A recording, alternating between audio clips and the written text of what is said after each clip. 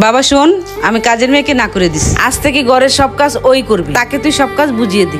আচ্ছা ঠিক আছে মা, আমি বুঝিয়ে দিচ্ছি। শোনো, আমি তোমাকে ঘরের সব কাজ বুঝিয়ে দিচ্ছি।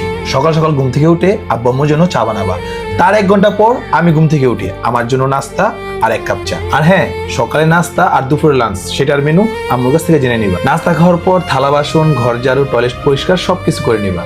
তারপর দুপুরে খাবার সময় হয়ে যাবে, সবাই খাওয়া দাওয়ার পর তুমিও খেয়ে নিবা, সবকিছু পরিষ্কার করে নিবা। তারপর তুমি 1 ঘন্টা ব্রেক পাইবা, আর এই 1 ঘন্টা ব্রেকের মধ্যে তোমার যা ইচ্ছা তাই করতে পারবা।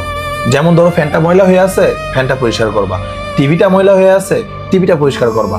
পর্দাগুলো ময়লা হয়ে আছে, ধুয়ে ফেলবা। তোমার যা ইচ্ছা তুমি তাই করবা।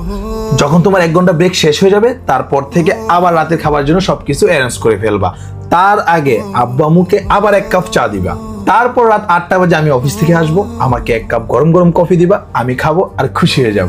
তারপর রাতে সবার খাবার শেষ হয়ে গেলে তুমিও খেয়ে নিবা। তারপর আস্তে আস্তে সবকিছু গুছিয়ে নিবা, পরিষ্কার করে নিবা, থালা বাসন দিয়ে ফ্রেশ একটা ঘুম দিবা।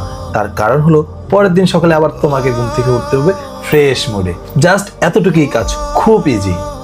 বাবা তো বলেছিল শ্বশুর বাড়িতে আমাকে রানী করে রাখবে, কিন্তু এখানে তো আমাকে চাকরানি বানিয়ে রাখতেছে।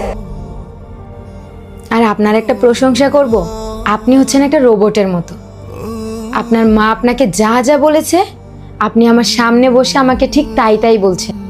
আর আমি না খুব ভালো করে বুঝতে পেরেছি যে আমি আসার পর কেন কাজের মেয়েকে না করে দেওয়া হয়েছে।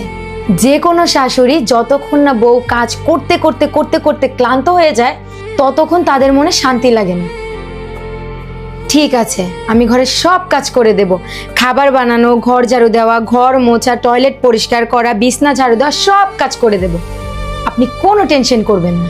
আর হ্যাঁ, 2-3 মাসে যদি আমি কখনো অসুস্থ হয়ে বিছানায় পড়ে থাকি, আপনি শুধু এসে এতটুকুই বললেন, এটা তো তোমার প্রতিদিনের নাটক, আমি সবকিছু বুঝে যাব। কখনো কখনো যদি আমার ঘুরতে যেতে মন চায় বা মুভি দেখতে মন চায়, আপনি পরিষ্কার করে বলে দিবেন আমার হাতে সময় নেই, আমি সেটাও বুঝে নিব। আর হ্যাঁ, আপনি শাশুড়ি মাকে বলে দেন আমাকে নিয়ে কোনো টেনশন করতে না, আমি ঘরে সব কাজ করে দেব। আর ওনাকে শুধু বলবেন ঘরের মধ্যে পায়ের উপর পা তুলে বসে থাকতে। এভাবেই ঘরের সব কাজ করতে করতে, বাড়ির সবার খেয়াল রাখতে রাখতে 5 বছর, 10, 15, 20, 30 বছরও শেষ হয়ে যাবে। তারপর আমি একটা কথা বুঝতে পারবো, যে মানুষ ছেলে হলে কেন মিষ্টি খাওয়ায় আর মেয়ে হলে কেন চোখের পানি ফেলে।